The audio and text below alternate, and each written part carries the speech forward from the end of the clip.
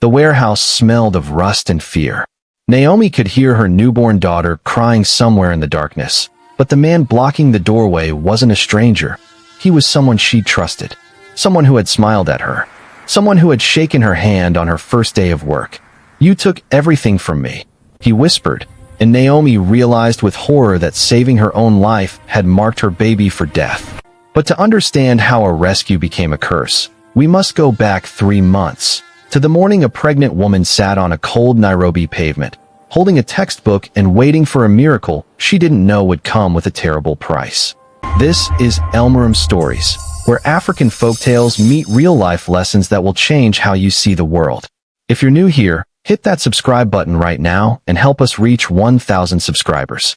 Your support keeps these stories alive. Now, let's begin.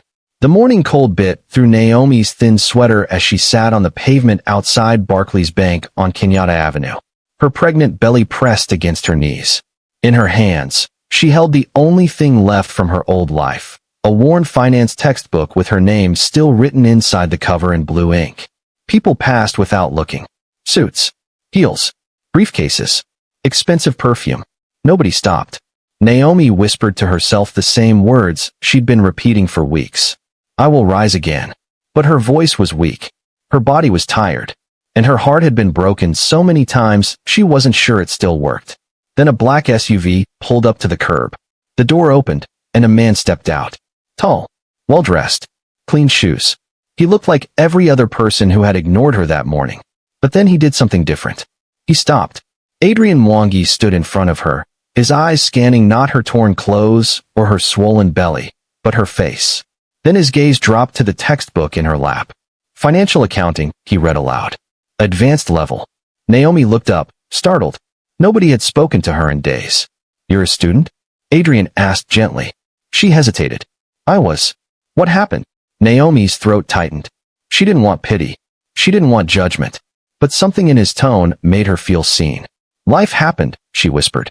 Adrian crouched down so they were at eye level. "When last did you eat?" Naomi couldn't answer. Tears filled her eyes. "Come with me," Adrian said, extending his hand. "Let me help you." Naomi stared at his hand for a long moment. Every instinct told her to stay invisible, to stay small. But something deeper, something desperate, made her reach out. She took his hand. Adrian drove her to his office building in Westlands, a glass tower that reflected the morning sun. Naomi had never been inside a place like this. The lobby had marble floors.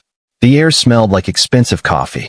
Adrian's assistant, a kind woman named Akinyi, brought Naomi food, chapati, stew, and juice.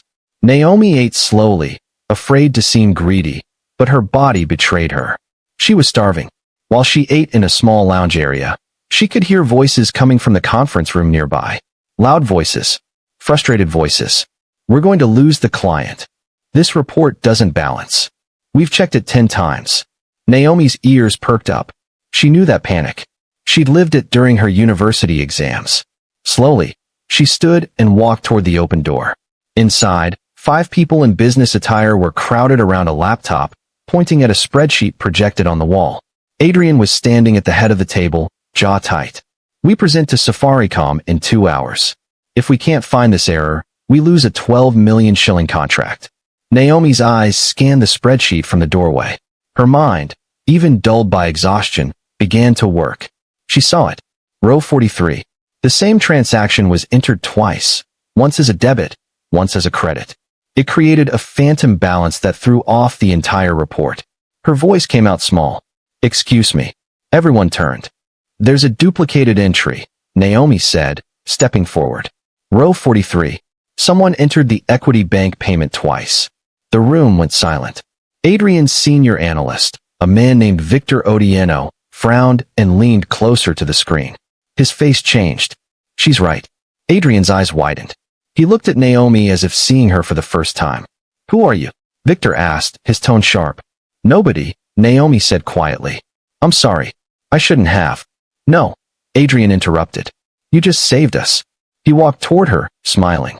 "What's your name?" "Naomi." "Naomi," Adrian repeated. "You're brilliant." For the first time in months, Naomi felt something she thought was gone forever. Pride. Later that afternoon, Adrian sat with Naomi in his private office. She told him everything. The night class at Kenyatta University. The man who followed her. The assault. The pregnancy. Her parents' rejection. The pastor who called her cursed. The streets. Adrian listened without interrupting. When she finished, his voice was firm. You are not cursed, Naomi. You are not broken. You are brilliant, and you deserve a second chance. Naomi wiped her tears. Why are you helping me? Adrian smiled softly. Because someone helped me once. And because I see what others refuse to see. He leaned forward. I'm going to offer you something. A place to stay. A job. A future. But only if you're ready to fight for it. Naomi's heart pounded. I'm ready. Good, Adrian said. Because starting tomorrow, you work for me. 1 week later, Naomi stood in front of a small but beautiful bungalow in Ruru. It had a gate, a garden, furniture, and in the driveway sat a small, used Toyota that Adrian had arranged for her. Naomi covered her mouth, overwhelmed. This is too much, she whispered. Adrian shook his head. This is a beginning. The next morning, Naomi arrived at Adrian's consulting firm dressed in a modest blouse and skirt Akinyi had helped her buy. She was given a desk, a laptop, and her first assignment, reviewing client portfolios. She worked like her life depended on it. Because it did. Within 2 weeks, Naomi had identified cost-saving strategies for 3 major clients. Her reports were clean, sharp, and error-free. Adrian's team was impressed. Everyone except Victor. Victor Odieno had been with the firm for 6 years. He was Adrian's senior analyst. He'd worked his way up slowly, carefully, and now this pregnant street girl was making him look ordinary. One afternoon, Victor cornered Naomi near the printer. You're moving too fast, he said coldly. Naomi looked up. I'm just doing my job. Know your place, Victor warned. Adrian may trust you now, but trust is fragile. Naomi's stomach tightened, but she said nothing. Victor walked away, smiling. As weeks passed, something unexpected happened. Naomi and Adrian grew closer. It started with shared lunches. Then late-night work conversations. Then laughter. Real laughter. One evening, after finishing a major project together, Adrian drove Naomi home. They sat in the car outside her bungalow, talking under the stars. I never thought I'd feel safe again, Naomi said softly. Adrian turned to her. You are safe. With me, you're always safe. Their eyes met. And then, gently, Adrian kissed her. Naomi kissed him back, tears streaming down her face. Not from sadness, but from relief. From hope. From love. But in the shadows, Victor watched. And he was not finished. Victor's jealousy didn't sleep. It grew in the dark corners of his mind, feeding on every smile Adrian gave Naomi, every compliment she received, every success she achieved. He had given 6 years to this firm. 6 years of late nights, perfect reports, and loyalty.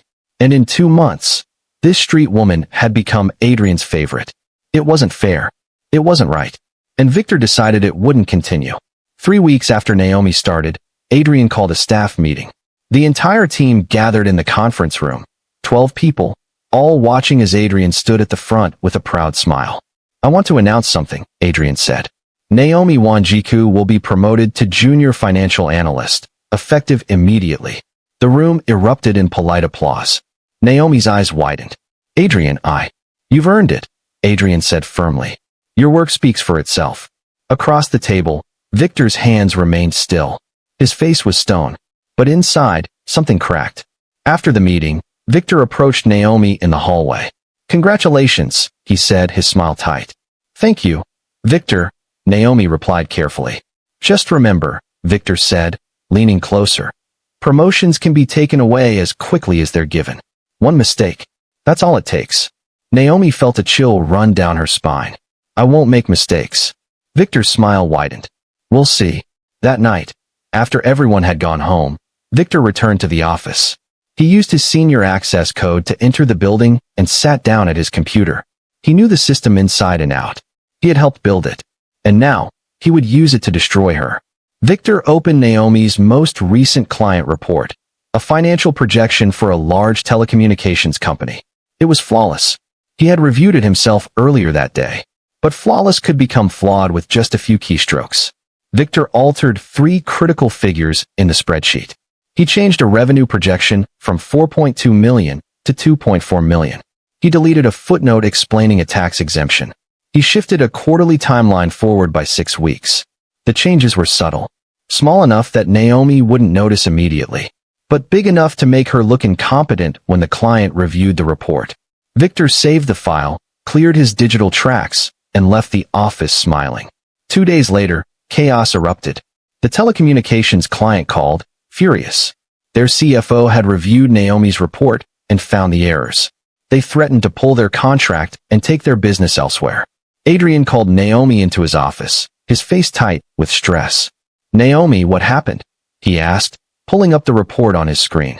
"These numbers are completely wrong." Naomi stared at the screen in shock. "That's not what I submitted. I checked everything 3 times. The file metadata shows it was last edited by you," Adrian said, his voice strained. "But I didn't." Naomi's voice broke. "Adrian, I didn't make these mistakes. I know I didn't." Adrian rubbed his temples. "The client is threatening to leave. I need to fix this, fast." Naomi felt the walls closing in. She had been so careful, so precise. How could this happen? Outside Adrian's office, Victor stood near the water cooler, listening. His smile was hidden behind his coffee cup. That evening, Naomi sat in her bungalow, staring at her laptop. She had pulled up her original files, the ones saved on her personal drive before submission. The numbers were different. Someone had changed her work after she submitted it. Her heart raced.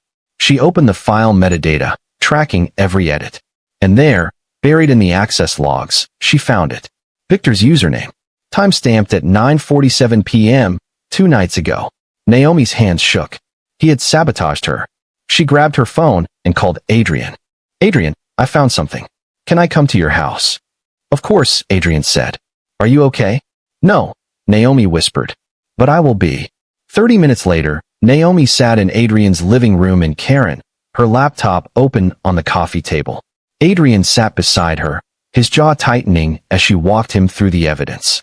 "Victor accessed my file after hours," Naomi explained, her voice steady despite her fear. "He changed the numbers. He deleted the footnote. He framed me." Adrian stared at the screen, his face darkening. "Why would he do this?" "Because he hates me," Naomi said quietly. "Because I'm rising too fast. Because you chose me." Adrian stood, pacing the room. "I trusted him. For 6 years, I trusted him." "I'm sorry," Naomi said. "Don't apologize," Adrian said sharply. He turned to her. "You did nothing wrong. Victor did. And tomorrow, I'm going to deal with it." The next morning, Adrian called Victor into his office and closed the door. Naomi waited outside, her heart pounding. Through the glass walls, she could see Adrian showing Victor something on his computer. Victor's face went from confused to pale to furious in seconds. Then the shouting started. "You ungrateful." Victor's voice was loud enough for the entire office to hear. "I gave you 6 years. And you believe her over me." "I believe the evidence," Adrian said coldly. "You sabotaged her work. You committed fraud. You're done." Victor slammed his hands on the desk. "She doesn't belong here. She's a street woman with a bastard child. You're throwing away everything for her." The office went silent. Adrian's voice dropped to a dangerous whisper. "Get out. Now. Security will escort you." Victor stormed out of the office, his eyes landing on Naomi. The hatred in his gaze was so raw, so venomous, that Naomi took a step back. "This isn't over," Victor hissed. Then he was gone. That night, Naomi couldn't sleep. She sat in her living room, one hand on her pregnant belly, the other holding her phone. Something felt wrong. Adrian had texted her hours ago, reassuring her that Victor was officially terminated and would never be allowed back in the building. Security had his access codes. It was over. But Naomi couldn't shake the feeling that it wasn't. She thought about Victor's final words. The look in his eyes. This isn't over. 2 weeks passed. Naomi's belly grew rounder. Her due date was approaching. Adrian had been incredible, attending prenatal appointments with her, holding her hand during ultrasounds, preparing the nursery in her bungalow. Their love had deepened. What started as gratitude had become something real, something powerful. One evening, as they sat together painting the nursery walls soft yellow, Adrian turned to Naomi. "I want to be there," he said. "When the baby comes. I want to be her father." Naomi's eyes filled with tears. "You already are." Adrian kissed her forehead. "Then let's make it official. After she's born, marry me." Naomi laughed through her tears. "Yes. Yes, 1,000 times." But far across the city, in a cramped bedsit in Eastleigh, Victor sat in the dark, scrolling through photos on his phone. Photos of Naomi's bungalow. Photos of her car. Photos of Adrian's SUV parked in her driveway. He had been watching, waiting, and soon, he would make them both pay. Victor opened a notebook and began to write. Dates, times, routines. He was planning something. Something final.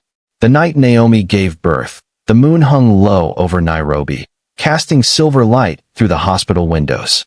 Crescent Valley Medical Center was quiet except for the sound of a newborn's first cry, strong, clear, and full of life. Naomi lay exhausted on the bed, sweat on her forehead, tears streaming down her face. In her arms, wrapped in a soft pink blanket, was her daughter. She's perfect, Adrian whispered, standing beside the bed. His eyes were wet. Hope, Naomi said softly. Her name is Hope. Adrian touched the baby's tiny hand, and Hope's fingers curled around his. Hello, Hope. I'm your father. Naomi smiled through her tears. After everything, the assault, the rejection, the streets, the fear, she had never imagined this moment could exist. But it did. And it was beautiful. 3 days later, Naomi brought Hope home to the bungalow in Ruru. Adrian had decorated the nursery with balloons and flowers. Akinyi had dropped off meals. Everything felt safe. Everything felt right. That first night, Naomi sat in the rocking chair, feeding Hope under the soft glow of the nursery lamp. She sang a lullaby her own mother had once sung to her, a Kikuyu melody about stars and protection. Hope's eyes fluttered closed. Naomi placed her gently in the crib, kissed her forehead, and whispered, Mama will always protect you. Then she went to her bedroom, exhausted, and fell into a deep sleep. She didn't hear the window open. She didn't hear the footsteps in the hallway. She didn't hear the nursery door creak. But at 3:47 a.m., Naomi woke to a sound that shattered her world. Silence. The kind of silence that only exists when something is missing. Naomi sat up, her heart pounding. She rushed to the nursery. The crib was empty. The pink blanket was gone. The window was open, curtains moving in the night breeze. Hope! Naomi screamed. Hope! She ran through the house, checking every room, every closet, every corner. Nothing. Her baby was gone. Naomi collapsed on the nursery floor, sobbing, her hands shaking as she dialed Adrian's number. He took her. Naomi gasped when Adrian answered. Someone took Hope. I'm coming, Adrian said, his voice hard. Call the police. Now. Within 20 minutes, Naomi's home was filled with police officers. Detective Kamau, a tall woman with sharp eyes, led the investigation. Any enemies? Detective Kamau asked. Anyone who would want to hurt you? Naomi's mind raced. And then she remembered. Victor, she whispered. Victor Odieno. Adrian's face went pale. He threatened her. He said it wasn't over. Detective Kamau made a call. Get me everything on Victor Odieno. Now. While police ran Victor's information, Adrian stood outside with Naomi, holding her as she trembled. We'll find her, Adrian said. I promise you, we'll find her. But Naomi couldn't stop shaking. Her arms felt empty. Her heart felt ripped open. Inside, Detective Kamau's phone rang. We have a location, she said, walking out quickly. Victor's phone pinged near Jacama Market, an abandoned warehouse. Adrian grabbed his keys. I'm coming with you. So am I, Naomi said, her voice steel. Detective Kamau hesitated, then nodded. Stay behind us. The warehouse stood on the edge of Jacamba, surrounded by debris and broken fences. 3 police vehicles pulled up silently, lights off. Naomi and Adrian stayed close to Detective Kamau as officers surrounded the building. And then, through the broken walls, they heard it. A baby crying. Naomi's legs nearly gave out. That's her. That's Hope. Detective Kamau raised her hand, signaling the team. They moved in. Inside the warehouse, Victor stood in the center of a dimly lit room, holding Hope awkwardly in his arms. The baby was crying, her face red. Put the child down, Detective Kamau ordered, her gun raised. Victor's face twisted with rage. She ruined my life. She took everything from me. You ruined your own life, Adrian said, stepping forward. Naomi did nothing to you. Nothing, Victor shouted. She walked in off the street and became more valuable than me. I gave you 6 years, Adrian. 6 years. And you threw it all away, Adrian said coldly. Out of jealousy. Victor looked down at Hope, who was still crying. For a moment, something flickered in his eyes. Regret, maybe, or fear. Put her down, Victor, Detective Kamau repeated. Victor's hands shook. Then, slowly, he placed Hope on a blanket on the floor. Officers rushed in and arrested him. Victor didn't resist. He just stared at Naomi as they cuffed him. You were nothing, he said bitterly. And you'll always be nothing. Naomi walked past him without a word. She knelt down and picked up Hope, holding her daughter close, breathing in her smell, feeling her warmth. I have everything, Naomi whispered. 1 month later, during Victor's trial, something unexpected came to light. Detective Kamau presented evidence that shocked the courtroom. Victor hadn't just sabotaged Naomi's work. He had been embezzling money from Adrian's firm for over 2 years, small amounts, carefully hidden in fake vendor accounts. When Naomi was promoted and given access to financial audits, Victor panicked. He knew it was only a matter of time before she discovered his theft. That's why he had sabotaged her. Not just out of jealousy, but out of fear. Naomi had unknowingly been the biggest threat to his criminal operation. Adrian sat in the courtroom, stunned. All of this because he was stealing from me. Detective Kamau nodded. He saw Naomi as the one person smart enough to catch him. So he tried to destroy her first. Victor was sentenced to 12 years in prison for kidnapping, fraud, and embezzlement. As he was led away, Victor looked back at Naomi one last time. She met his eyes without fear, because she had already won. 2 months later, on a warm Saturday afternoon, Naomi stood in a small garden in Karen, wearing a simple white dress. In front of her stood Adrian, dressed in a dark suit, smiling like he'd never smiled before. Around them sat 20 people, close friends, a kinyi, a few colleagues, and a small church community that had embraced Naomi with open arms. In Akinyi's arms, baby Hope cooed softly, wearing a tiny flower crown. The pastor smiled. Do you, Adrian Mwangi, take Naomi Wanjiku to be your wife? I do, Adrian said, his voice strong. And do you, Naomi Wanjiku, take Adrian Mwangi to be your husband? Naomi's voice didn't waver. I do. Then by the power vested in me, I pronounce you husband and wife. Adrian kissed Naomi, and the garden erupted in applause. That evening, as the sun set over Nairobi, Naomi sat with Adrian on the porch of their home, no longer her bungalow, but theirs. Hope slept peacefully in her arms. Do you ever think about that morning? Adrian asked. On Kenyatta Avenue. Naomi smiled softly. Every day. What do you think about? I think about how close I came to giving up, Naomi said. I think about how I almost didn't take your hand. Adrian squeezed her hand gently. But you did. I did, Naomi said. And everything changed. She looked down at Hope, then up at the sky, now painted orange and pink. I was never a failure, Naomi whispered. I was just waiting for my moment to rise. Adrian kissed her forehead. And you rose higher than anyone could have imagined. Naomi closed her eyes, feeling the weight of everything she had survived, everything she had overcome. She had been broken. She had been rejected. She had been invisible. But now, she was seen. She was loved. She was home. Sometimes the people who try to destroy us reveal their own darkness, not ours. Naomi's journey teaches us that second chances are not given. They are fought for, earned, and protected. Love is not about rescuing someone. It's about seeing their worth when the world refuses to. Jealousy destroys from within, but grace builds from the ground up. When you rise from the pavement, you don't just stand, you soar.